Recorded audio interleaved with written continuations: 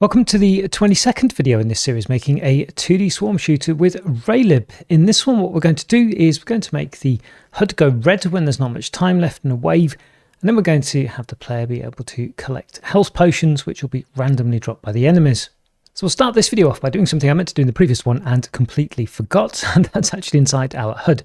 So we're drawing our wave text here, and the tint is white. But what I was intending to do actually is if the wave time remaining is less than, say, 10 seconds or something like that, that we actually tint it red. To be able to do this, we need to basically have this tint set. So what we'll do is up here is we'll make a new color, which can be the wave color. And by default, we can set that to white. Then what we'll do before doing anything else is go down here and I'll drop that in here. So pretty simple stuff. If the wave is running, and then we can say that if it's running and the wave time that we have is, say, less than, and I'll say maybe 8.0 seconds, then we're going to change the color. So we'll say the wave color is equal to red. And that should be all we need. So what I'm going to do is I'm going to press F5 to run this. And I'm going to actually speed things up and walk around basically until the wave's nearly running out and check that it goes red. Okay, so we're getting close to the moment now where hopefully it's going to go red, and yes, it's gone red. Excellent. Cool. So what I'll do actually is try and end the wave here. There we go. And it's gone back white. Excellent. All right then. So Q and close. So that's that bit done. Now let's deal with the health potions. Let's go to the game.cpp, and at the top here, I think we're spawning these three in. Let's delete that. We don't need those anymore. Instead, what we'll do is we'll spawn these in based on a little bit of chance. To do that, let's go to our game config.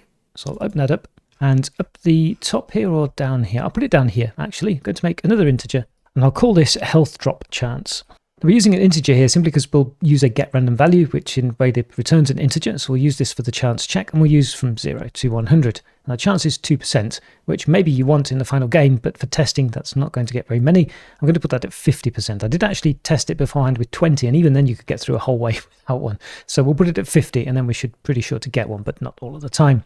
So what we want to do, though, is spawn these according to this chance. So let's go to the game.cpp and see if we can spawn some of these. So inside the update collisions, where we kill the enemy, here we'll say that if get random value, and we'll go from 0 to 100 in this case, if that is less than equal to our game config health potion drop chance, then we want to spawn one of our health potions. So we'll get a health potion dot spawn, and the position we want there is the enemy get position.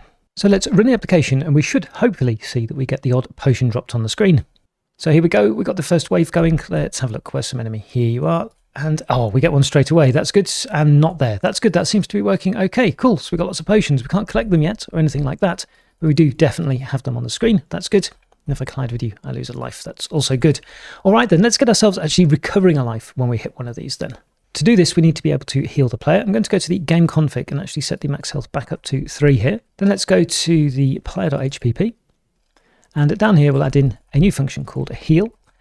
And we'll send in an amount here, actually, so that we can heal more than one life if we want to. Let's take this definition then and go into the implementation of the player. And I'll do this, I think, where? Below the hit. Prefix with player. So first of all, if the health is less than or equal to 0, we're not going to do anything. Otherwise, we're going to add the amount onto the health, but clamp it to the max health. Now, I want to check whether we have algorithm at the top here. We don't, so we'll put it down here. And then back down into the heal. So we'll say that health is equal to standard and min.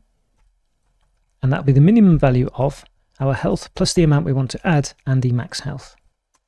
So that's us now able to heal the player. And we've made that, hopefully, yes, a public function as well. What we can do now is detect whether we've collided with one of the potions or not. So let's go into the game.cpp. And then scrolling down a bit, I'm going to be a bit naughty and take this. And then we'll change this for health potion. And we're looking here in the health potions get pool. So if our health potion is not alive, can be hit, we can take off, then we're simply going to continue. Otherwise, if we're colliding with it, then the player can be healed. Now at the same time, the health potion also needs to be deactivated. Except that code there has a very big bug in the sense that we don't have any brackets around the if here. This will then just deactivate all of them. So I'll put some curly braces in here and to cut this and to paste this in here. So let's run the application. What we should be able to do now is recover our lives using the health potions. Okay, so first wave then. So I'm going to shoot and get a couple of potions. There we go. And then shoot the rest of you and die here and die again. Okay, so I've only got one life left and a few potions.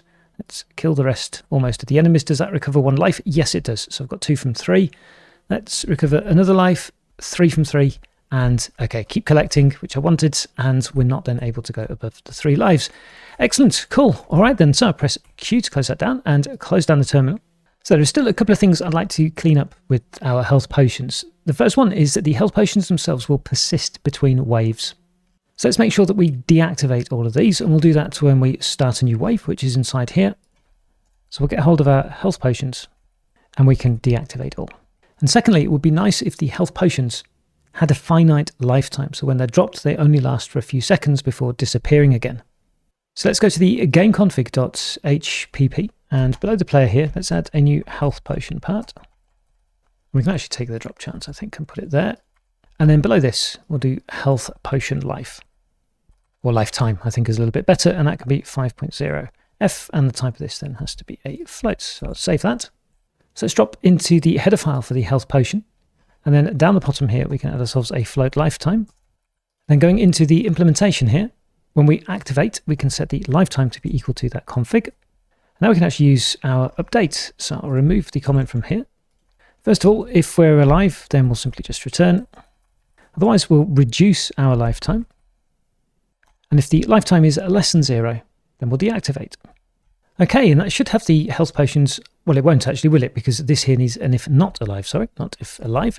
And with that done, after 5 seconds, hopefully they'll disappear. So I'm going to press F5 to run the game.